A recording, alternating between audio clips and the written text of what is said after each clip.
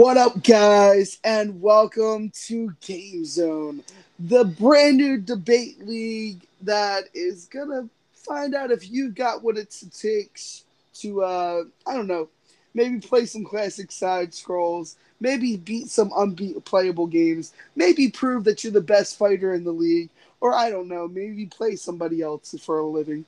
So what we have here is a interesting match against Ryan versus Matt. I'm excited to see it. This is bracket 4 of Nerd Fights, so we've been through it all. We've been through the ringers. It's been tiring. The matches have been long. They've been great. They've been exciting.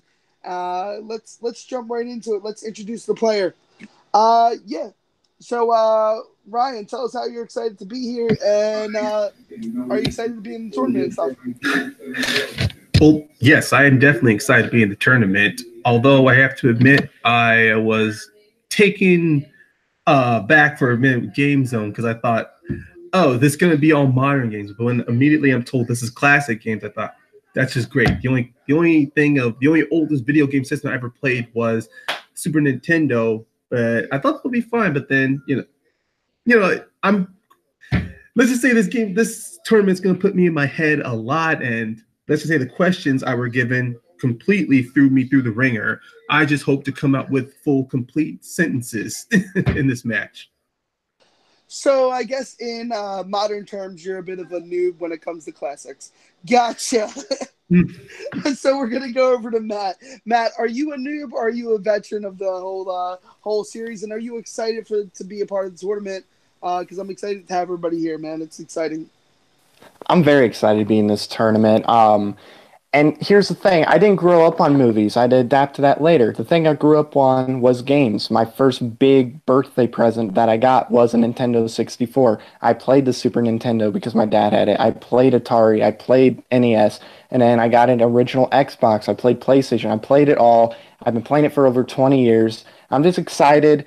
I don't know how well I'm going to do when it comes to debating video games because, to be honest, there's not a lot of games I hate. There's some I hate, and I picked some of those, but we'll get to that later. So yeah, I'm just curious. All right, so it's going to be the veteran versus the noob, the rookie versus the moderately older player. But I am not here by myself. I do have my great panel of judges, and I'm going to introduce them right now. First, Matt, tell us, I've seen you across the spectrum. I've seen you in Nerd Fights. Are you excited to be in GameZone? Of course. I remember one of my youngest memories is playing video games with my mom. Yeah, she was one of these people that, during the original Mario Kart would turn the controller. It's like, Mom, if you turn the controller, it doesn't mean they turn.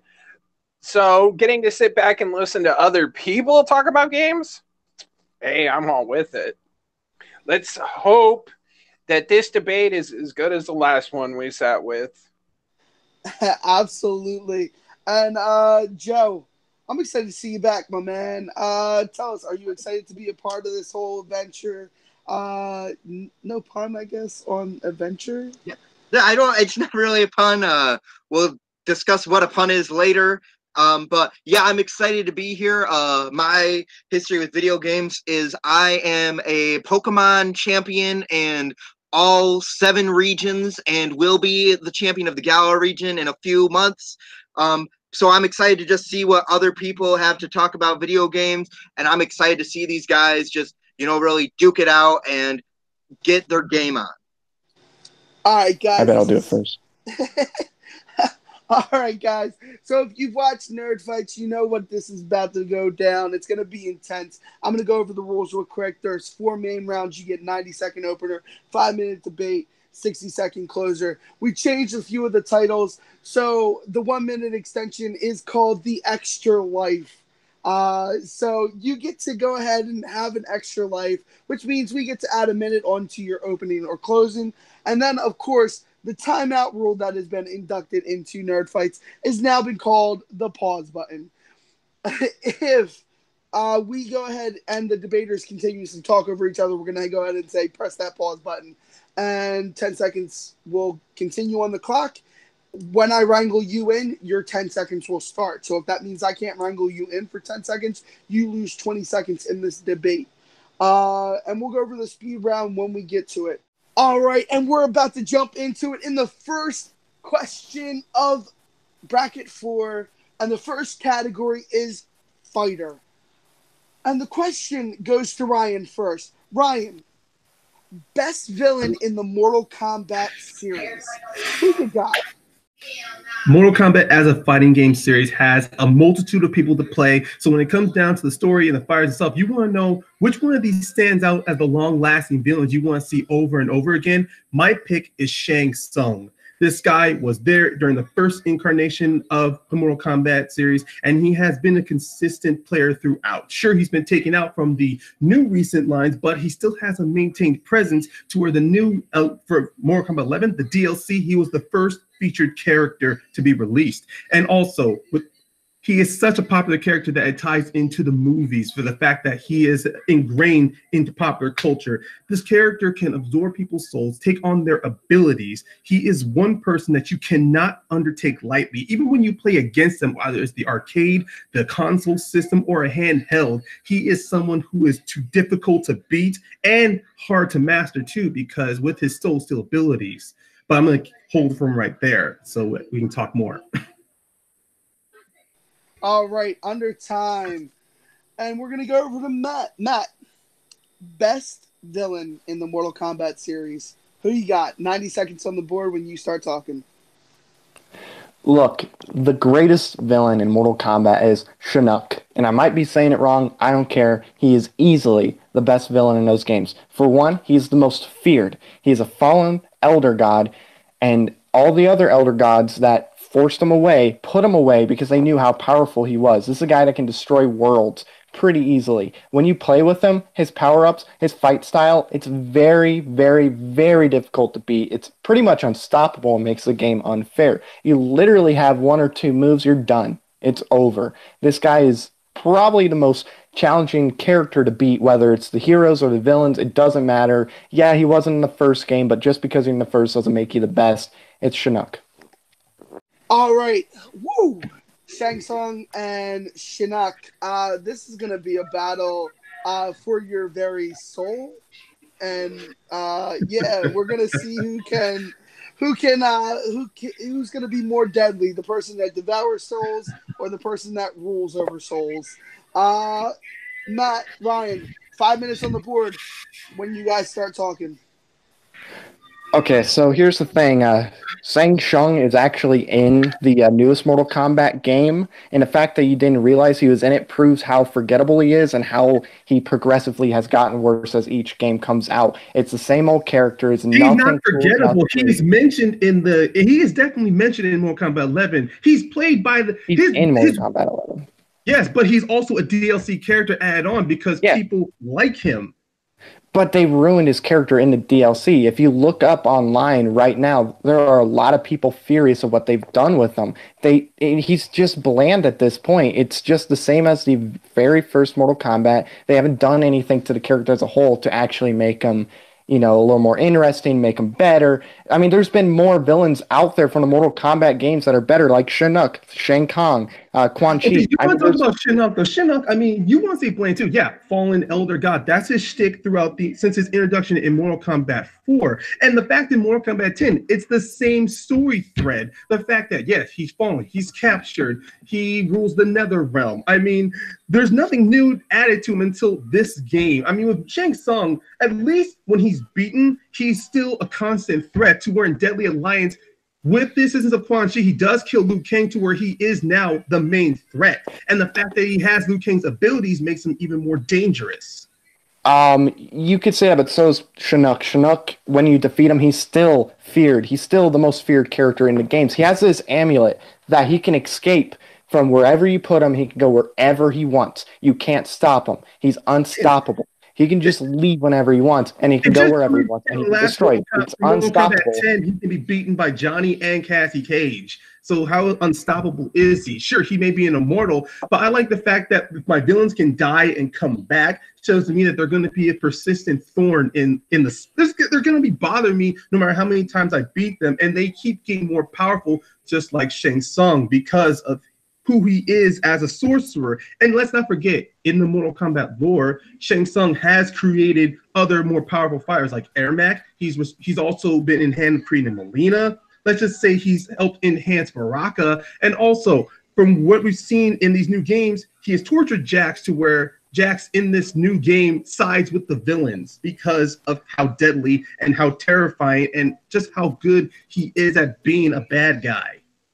Look, and he's created some characters, but that doesn't make your character better than any other character in the game. He's not even considered as one of the best characters in the game, period. Like I said, you got Shinnok, Shao Kahn, you got Quan Chi, you got Scorpion. I mean, he's maybe in the top 10. He's not a bad character. I'm not going to say that right now, but he's definitely not the most powerful by far, and you can't kill Shinnok. You just cannot kill Shinnok. Yeah, you can kill Shang Tsung, but you cannot kill Shinnok. That you just can't. This guy is the most feared, like I said. He literally was thrown and became a fallen elder god because everybody knew how powerful he was and how he could just destroy any world that he wants. Shang Tsung can't destroy Earth just like that. Shinnok can. He can absolutely destroy anything in his path. Shinnok can't. Yeah, he could take some powers, but that's not going to destroy the Earth. I do want to go with Shinnok. Sure, he can destroy Earth, but just like Shao Kahn, he needs to be allowed into Earth, like Earth realm itself. The only reason why, yes, he does, because in this he has that amulet. He has an amulet that he can control where he goes. He can literally go into Earth if they abandon him or not. He has an amulet. He can legit go anywhere. Of Quan Chi, and Quan Chi never had the opportunity to use it because he's always being held back. So in a way, Shinnok himself is being held back, literally, because Quan Chi can't get into Earth realm. But how can he get into Earth still? If he can be held back, why is he not being stopped every single time he gets Earth, or any time he gets anywhere else in any other realm? Pretty much like the main bosses, Shao Kahn, he's limited by the rules of the Elder Gods. Thank you. Sure, he is a fallen elder god, but that doesn't mean he's out breaking rules. He's mainly condensed to the Nether realm, to where Shang Tsung, he has his own island in Outworld, but the fact that he can assume anybody's appearance because of his ability to steal souls means he can turn himself into anybody else. He is other than Shao Kahn, he is a consistent blight upon Outworld, to where he has many other allies, and yes, he can, like I mentioned, creating other combat players like Ermac and Melina makes him dangerous because he knows exactly who he can manipulate, what of the best abilities of other fighters in the past he can use to turn the best fighters into your worst nightmare. Time. That's pretty cool. All right. We're being very polite here. Hey, I like it. This is unlike Mortal Kombat itself. So I will capture your soul.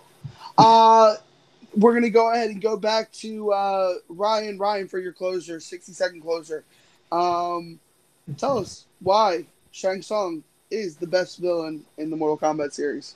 As I've mentioned before, Shang Tsung keeps coming back in the majority of Mortal Kombat games, to where he has more appearances than Shinnok, than Shang Tsung, than Quan Chi, mainly because of the character himself. The fact that you have this sorcerer who shapeshifts, who can turn himself into many other people, makes him a deadly threat. Because let's just say for a spin-off game, you play a character like Kung Lao, fighting throughout the entire game as Kung Lao. Then halfway, it's revealed you've been playing as Shang Tsung the whole time and that he killed off Kung Lao. That is why I find terrifying in certain games. The fact that I'm thinking I'm playing a hero, but it turns out I'm playing the villain. And when it comes to fighting styles, Shang Tsung, he adapts. He's always adapting story-wise, either if he's an underling or he's the one who's on top. He assesses the threat. He wants to take the best parts of the hero or anybody. It doesn't matter what side you're on. He is ultimately there for power. He's there to survive. And the fact that things All right. Ryan feels like he got cut short. You know, we do have the thing called extra life. I'm going to save that for the other questions. We're going to go ahead and go to Matt. Matt, Shinnok, why is he the best villain in Mortal Kombat? 90 seconds or 60 seconds on the board when you're ready. Like, I want to get the Shang Tsung thing out of the way right now. The reason why he's in more games than a lot of characters is because he's from the very first game. He's from the first generation of Mortal Kombat. So, of course, they're going to bring those guys back. They don't get rid of them unless they're crappy characters. Shinnok is more powerful. He's the most feared character in all of Mortal Kombat. You cannot kill him. You cannot stop him. He can get anywhere he wants because he has that amulet. Nobody can control him. He was abandoned. He was a fallen elder god for a reason, but he still is able to get to Earth and he can destroy it.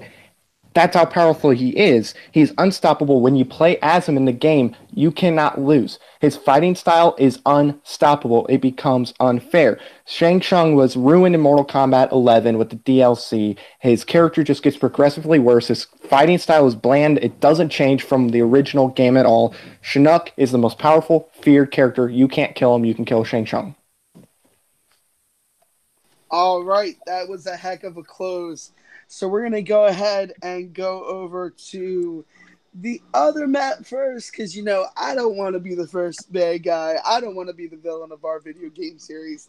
I'm going to let Matt be the villain of our video game series. Matt, No. no, I was just playing, man. You can be the anti-hero. How about that one? Tell me where you're falling on this. Quickly, who you're giving the point to and why. Well, I'm going to put it like, who's going to get my point? His character.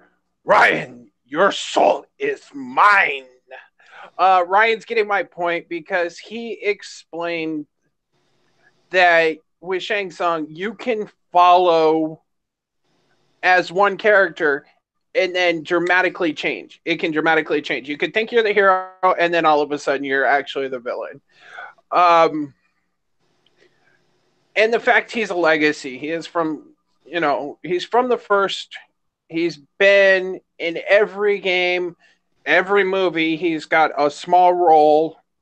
So the fact that he brought up, you can think you're one person and then it turns out you're somebody else. Ryan. Gotcha. And we're going to go over to Joe. Joe, how are you feeling on this match? Who's got the point? Please don't make me this out. I'm sorry, Doug. You are going to have to decide on this one. I am going to go with Matt and Shinnok. I just think that what sold it for me was his closing, where he brought up how Ryan. I'm not going to butcher the name of his character because that's disrespecting the character. I don't like doing that. But he just brought up how that character kind of aggressively got worse, and was very bland in fighting, and how Shinnok was really this unstoppable force and could travel wherever he wanted to. And to me, it just sold it on why he was a better villain. And that's what the question was better villain, not better overall character. All right. Joe, you're now officially off the Christmas card list. No, I actually am in the same feeling as Joe on this one. Unfortunately, it comes down to the question. Ryan, you had a great argument of why he was such a legendary character, but not why he was the greatest villain. And Matt brought up too many points of why he was the villain. His character was the greatest villain. So I'm going to go ahead and award the point to Matt for round one, and we're going to jump right back into it, guys, for round two. And it's the category known as unplayable. A lot of people are like, what is that? And I'm like, it's like mixed bag. It's a bunch of stuff that you don't want to friggin' play. So what we're going to do is we're going to kick this off, and we're going to go to Matt first. Matt, in unplayable, the category unplayable, worst sequel game for an amazing game series. And you got 90 seconds on the board when you start talking. Look, we all love Mario, right? Mario's a classic game that really was revolutionary for a lot of games in general. It spawned off many, many games. There's been some bad ones, there's been some great ones, but the worst, and I would argue is the worst sequel to any game of all time in a franchise that's beloved, is New Super Mario Bros. 2 on the 3DS, mind you. So basically what this game is It's the exact same game as the Wii's version of New Super Mario Brothers, essentially, except it has this whole gimmick of collecting coins. So you have to go around collecting coins. So you think that's cool, right? Collect coins, maybe you get something really cool because they always like push this whole get 1,000,000 coins, and then that's where you got to go. You got to get 1,000,000 coins. Awesome. I get something cool, but what you literally get is just a gold statue on the title card. This is a very generic Mario game, which is very disappointing. It does nothing.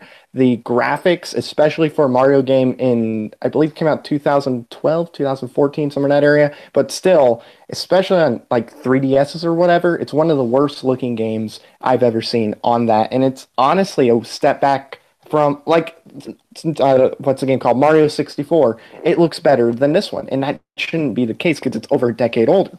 So yeah, I mean, I have a lot more to go into. I wrote a lot. I'm just going to get into that in our 5-minute discussion. All right, we're going over to Ryan. Ryan, can you please tell me worst sequel game for an amazing game series? 90 seconds on the clock when you're ready.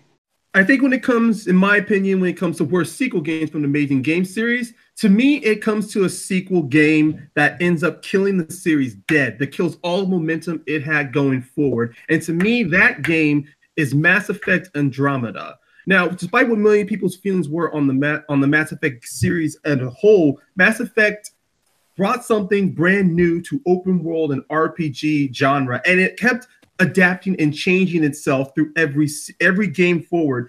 Andromeda had hype going behind it because after Mass Effect 3 I can't say it right, but after Mass Effect 3, many people were wondering where the genre was going. Mass Effect Andromeda comes out.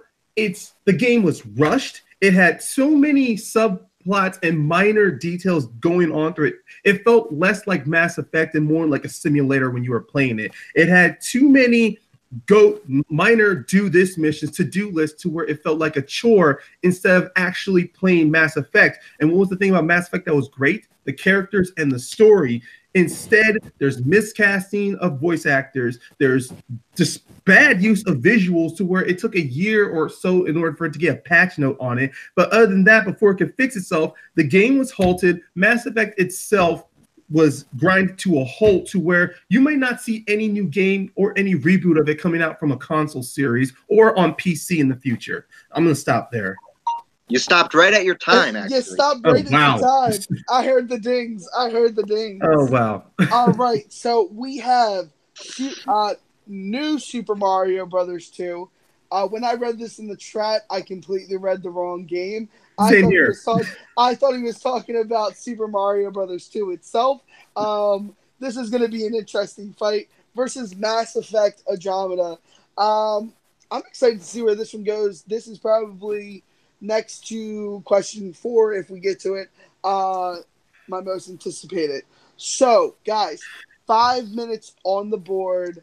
When one of you start talking, tell us, which one is the worst sequel game for an amazing series? Despite everything that has been going on with Mario Bros., this franchise is still going. It's still continuing now with the latest game that just got released for the Nintendo Switch. And from what you said, that this was released on the 3DS, the fact that it was released on 3DS kind of tells me that Nintendo knew this wasn't going to sell well. That they were just putting out another cookie cutter game for a handheld. My opinion, 3DS is a very well-selling console, and with Mario as an IP, it's one of the more profitable IPs out there. They weren't worried about it, and I don't think the game sold poorly at all. I think it sold about as well as an average Mario game or a bad Mario game goes.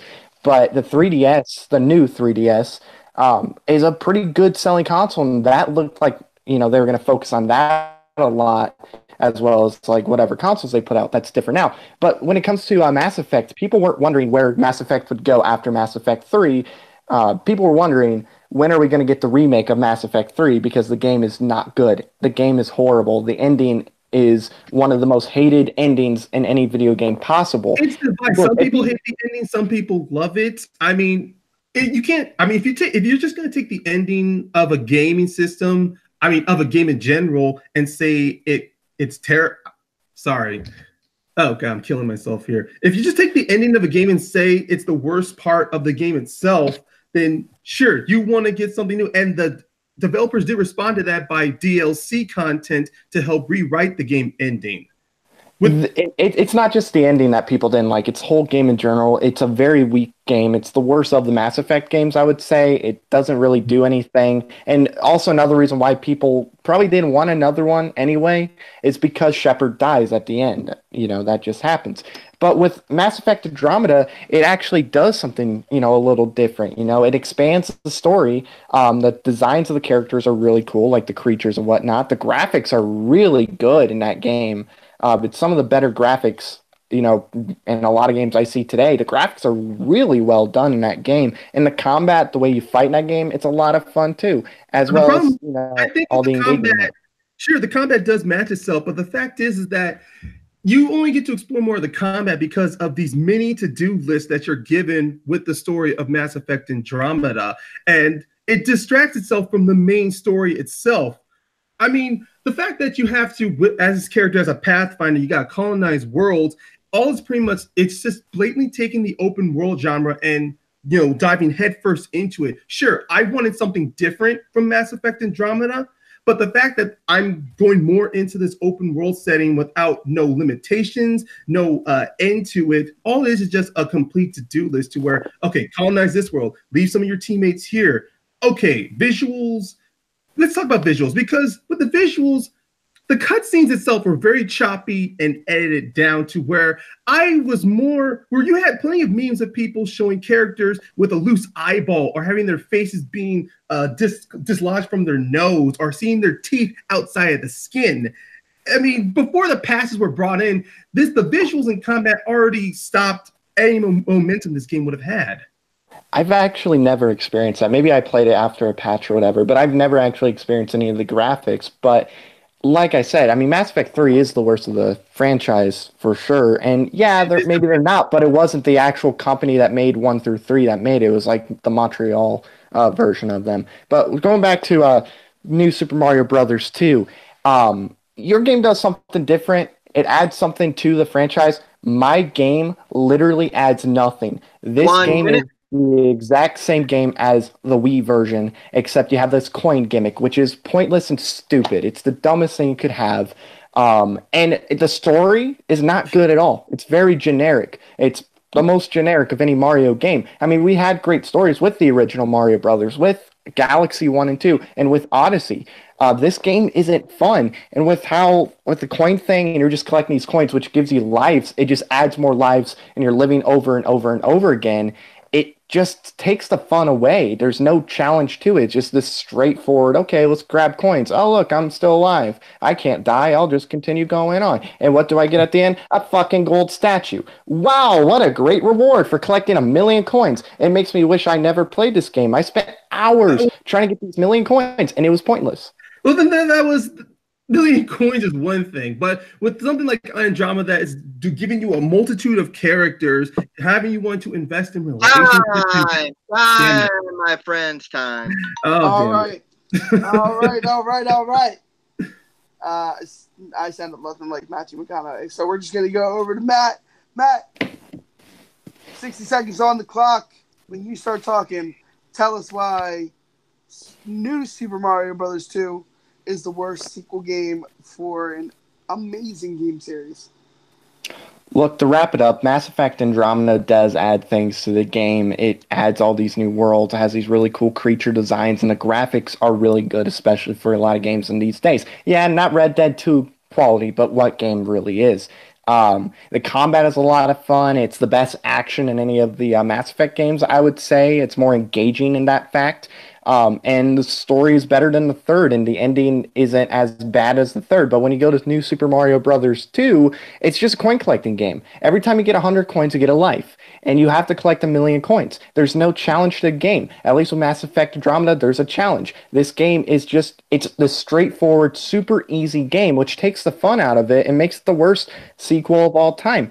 The graphics are very poor, especially for a Mario game. I mean, we're going back to like the original few Mario games. Those look about as good. It looks very pixelated in the game.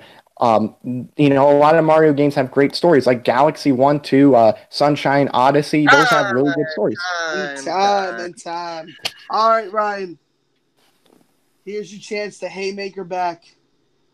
Tell us why Mass Effect Andromeda is the worst sequel game for an amazing game series. Matt did mention the fact that Andromeda was done by a different studio, and the fact that having something like Andromeda done by Mass Effect, a different studio carrying on from a different project, makes it much better. That's not true. Assassin's Creed has been switched around from different studios outside of Ubisoft, and neither game gets better depending on your preference. And truth is, it's being drawn dead to the water. Same with Halo as well. That is also being switched off from different studios, and they may continue. The fact is, the interest and the hype doesn't continue. With Andromeda, this was something to reinvent itself, like what Matt was saying, but the problem was the writing fails it down to where every interaction with the character feels like they have no personality. There's questionable choices when it comes to custom designs, when it comes to creating characters, when it comes to visiting different worlds, to where it's like open man sky, but this has a story to it. And the problem with this is that I want my Mass Effect games to give me something that I want to invest in. You want to talk about investing into a coin game? You invest in something that time. Fuck. All right. And so I'm again not gonna go first for this one.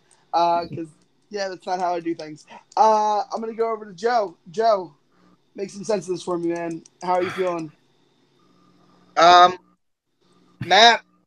Matt came out swinging, and he did a really good job.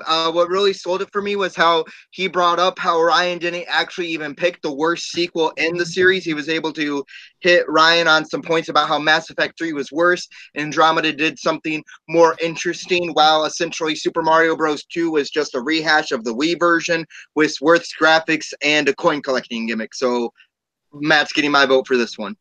All right, got you. Ryan, I honestly wish you would have hit him on some of the points that he hit you on, which is New Super Mario Brothers 2 isn't the worst game in the Mario Brothers series. Arguably, it is lost years. It's by far the worst game in Mario ever. I just wish you would have brought some of that into the fight. It would have maybe evened it out a little bit more. So he is getting my point. All right, guys. That's two. Matt is 2 for 2 right now. Ryan, you need to haymaker him with something big, and we're going to classics. Oh wait, Ryan, didn't you say this is your weak spot? No, I'm just playing.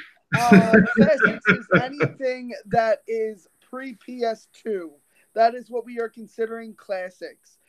So what we're going with for classics, best classic side scroller. And we're going to go to Ryan first. Ryan, 90 seconds on the board. Tell us what you got as the best classic side scroller.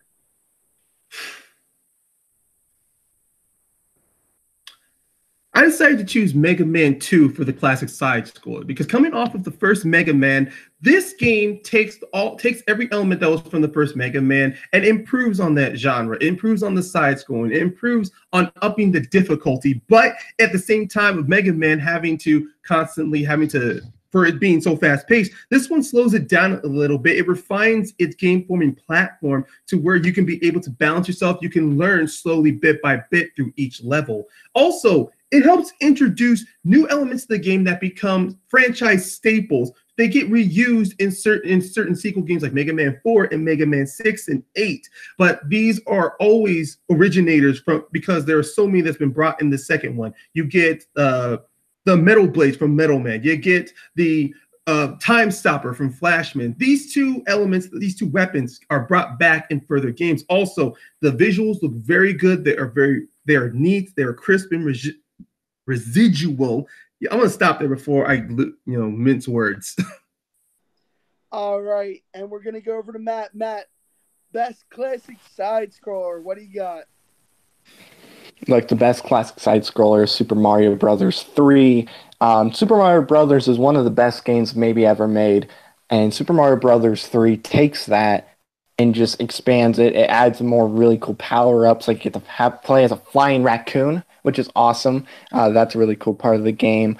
It took everything that made the original great and actually improved on it. It's a lot of fun. It's a pretty long game for a game around that time too. So I went with that. I'll get more into it in the actual main debate. All right. So both games in which I've spent countless upon countless of hours because I am old and I remember these games from growing up. Considering I was around when the first NES came out. So this is gonna be quite a nostalgia fest for me, and I'm excited to see it happen. So 5 minutes on the clock, guys. When one of you guys start talking. So with Mega Man 2, the thing that made the first Mega Man a lot of fun was the more fast-paced thing. And for some reason, Mega Man 2, and one reason why I just did not like it nearly as much as the first one and other ones, it's a pretty short game. It's like 3 hours long. It's like, hey, let's sit down at grandma's house for a little bit while mom and dad discuss what bills we need to pay and play that for 3 hours and then be done with it. You can actually play it a lot faster too. The fact that it is much shorter does get rid of some of the dragging moments of the first Mega Man game, because one of the things that made Mega Man the fast pace was the problem, because everything kept shooting so fast. The fact that this is much slower, it slows down. You can be able to treasure, and you can be able to be more adaptive to the combat system, especially when it comes to fighting the robot masters. And also, as I mentioned, this does introduce a lot of elements that become staples further into games, like non-weapon items, energy refilling for the E-Tank, and also Dr. Wily's Castle. That is introduced in the second Mega Man and is constantly being brought back in further Mega Man titles. Yeah, it's being brought back in other titles, but I mean, personally, I think in the other titles, the things they bring back from the second one, even some of the first one, is done a lot better. What makes the first one so special is the fast-paced thing. You want to play it. It's just energizing, and what this one does, it slows things down, and you don't get the same feeling. It doesn't feel right for Mega Man. But with Super Mario Brothers 3, it doesn't change the pace at all. It's a longer game than Mega Man 2, which is a plus. I like to play games that are going to take me more than one sitting to play in.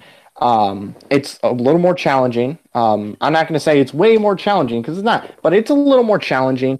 It's considered, and I think it might be the greatest Mario game, period. Most people still consider it with the first one because of how revolutionary it was. Yeah, the first one's great, but I mean, it's pretty, like, it doesn't really do much, especially when you look at other games. 3 and Odyssey and like Galaxy adds a lot to the first one, but with the third one, it, like I said, it takes everything that made the first one great, and it just improves on it. And it could have just went downhill. I didn't really like the second one as much. It's a fine game, but this one really launches up, and it becomes one of the greatest games of all time. And when you go online and you look up, like Super Nintendo or, any game of, like retro area, and you go, what games came out on Super Nintendo? You're going to see Super Mario Brothers 2 first. Well, no, my bad. I would put Mega Man 2 in that same category too, because in my research, when I came to look at classic side scrollers, Mega Man 2 was brought up on a lot of reviews and a lot of lists on how it is a stronger platforming game, because sure, it might be shorter to you and you might want to enjoy longer playing games, but to most people in the past, like myself, who did not like the longer playing games and wanted to replay it over and over again, not out of frustration, but because I can beat it and do it again, that's why I like Mega Man 2. And also, it's still highly regarded. You can still go onto YouTube channels or Twitch streamers and people can talk about Mega Man 2. And the difference with Super Mario Brothers and Mega Man 2 were the visuals. Sure, the visuals looked very colorful in Super Mario Bros. 3, but with Mega Man, the visuals had its own style. It matched to where Mega Man was. It didn't look as blocky as the first one did. And I still think they're pretty sensational. But yeah, the graphics might be good and all, but it doesn't improve on the game overall. I've seen many games that have outstanding graphics that are like terrible games. But like some of the Resident Evil games, for example. But when you look at Mega Man 2, Yeah, it's shorter, but it's not shorter by a long mile. I mean, Super Mario Brothers 3 is about 5 hours. You can get through it. You can sit down there and play, that game in one sitting if you really wanted to.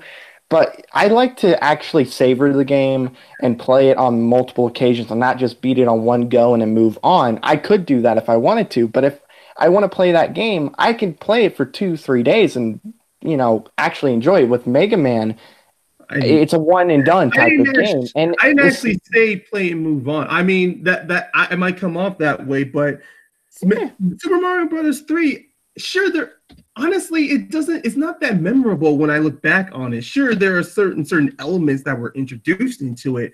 It's just for me when I think of Super Mario Bros. Yeah, I'm thinking of Super Mario Bros. Galaxy. I'm thinking about the Super Mario's on the N64 and the first one. Of course, people will bring up Super Mario Bros. Time. Yeah. All right, can't believe time you is sing. up. This is a slobber of a knocker. As I like to say, this is probably going to be like a little bit of a super punch out. So we're going to go over to Ryan. Ryan, tell us why Mega Man 2 is the best classic side scroller over Mario Brothers 3.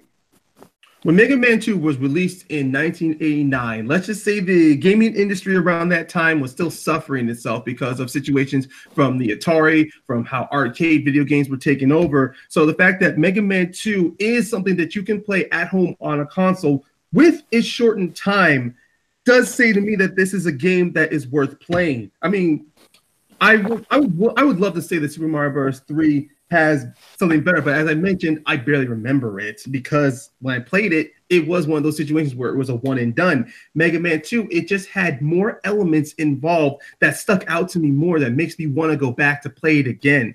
And what I've mentioned with certain series staples that have been reintroduced in subsequent games further solidifies that this was an innovator amongst its time.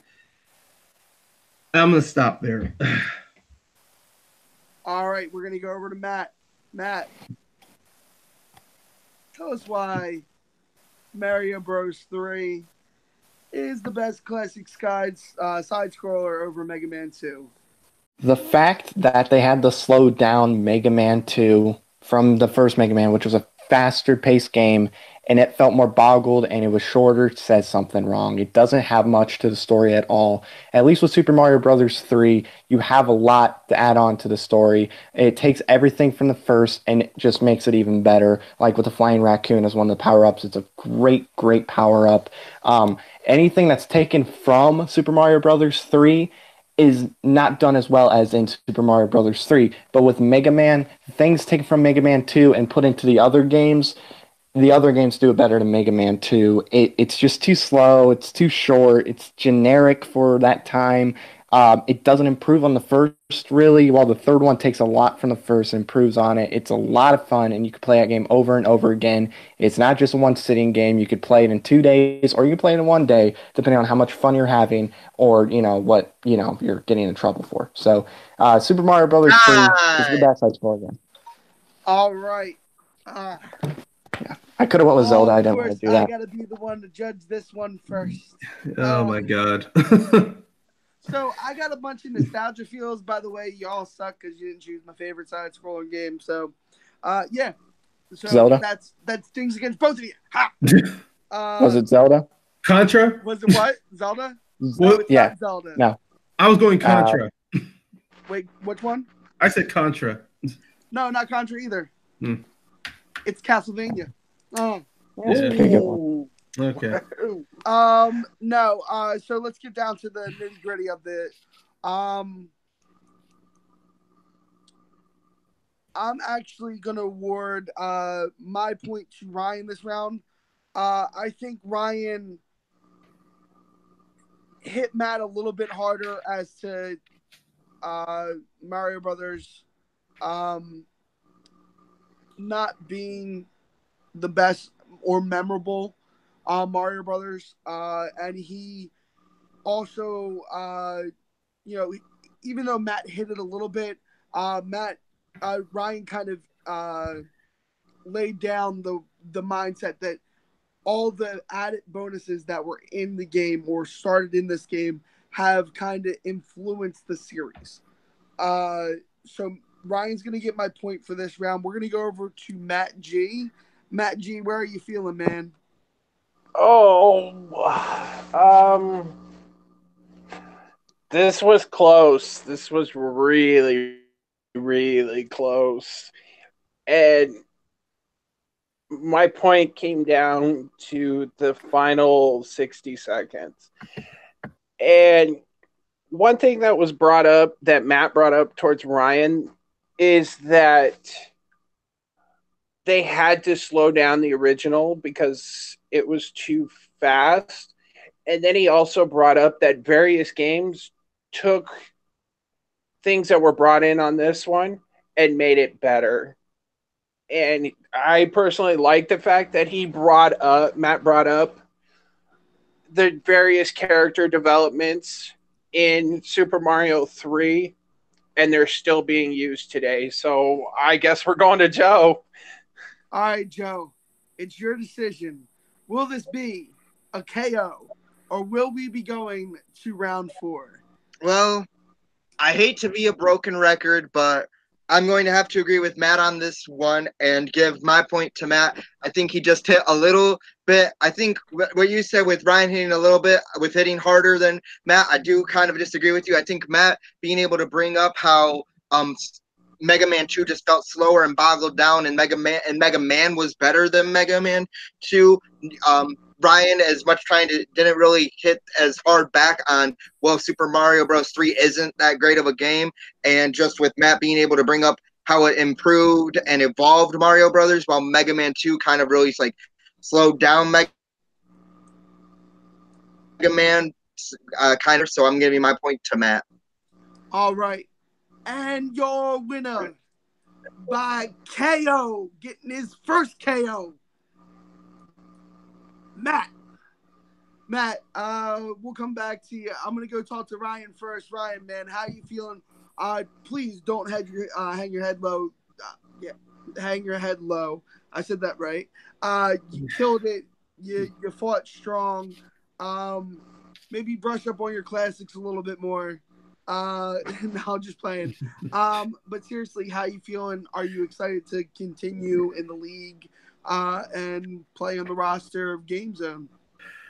I appreciate the kind words from you, Doug, but it's hard not to be down on yourself on this moment. Mainly, as I mentioned, my biggest enemy, just like in pretty much debate matches, was myself. And unfortunately, because of the fact that I am not as familiar with games and I don't have much access to playing a lot of games except through PC, showed. And it was just obvious. Matt had better constructed arguments in this match. I had pretty much ultimately one card, and that was my personal experience and nostalgia, which unfortunately doesn't do much on logic.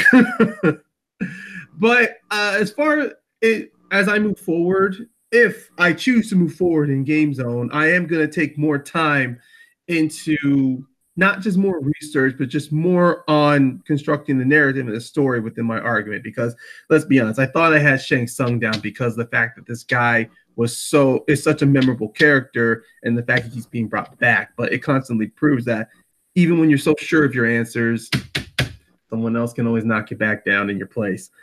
But yeah, I think, going forward, I will do much better. Like, I'll take more time choosing my answers instead of just shooting off of the cuffs. Sometimes going with your gut ain't the best choice. Yeah, I agree with you. We're gonna go over to Matt. Matt, did the technique that you learned help you evolve as a player? And are you excited to move on in the tournament and get your very first KO? Yeah, it definitely helped out a lot. Before, and sorry, my camera's freaking out. I don't know why. It just started doing that randomly on my end. I hope it's not doing it on your end. But anyway, yeah, so I'm glad I did that technique. I was not expecting this. I was not expecting a knockout at all. I honestly thought Ryan was going to beat me on the Mortal Kombat thing because I have played Mortal Kombat. I haven't played a lot of the newer ones. I have 11, but like that's not my type of game personally, even though I do enjoy the games very much. And to be honest, I've never played Mega Man 2. So I was really, I thought he was going to take that point at least, and we were going to go to question 4, which I was really hoping because I want to fight for Chrono Trigger so bad. It's the greatest game ever made, period. But besides point, I didn't expect this to happen. Ryan, you are fantastic. I hope to see you back in Game Zone. Um, I'm just excited to see who I play next on Cincinnati. Yeah, I'm excited for the whole tournament to see everybody's performance. I'm gonna go ahead and go to my first judge, Matt. Matt G has been dubbed when we got Matt Beer and and you in the match. So we're definitely just gonna call you Matt G from now on. I like it. It sounds more official. Matt G, how do you feel about the match? And are you excited to to get your toes wet and judge more in all the divisions? Well, first off, Ryan, you gave it your all. If you remember correctly, I did give you my point with the Mortal Kombat round, so just keep that in mind.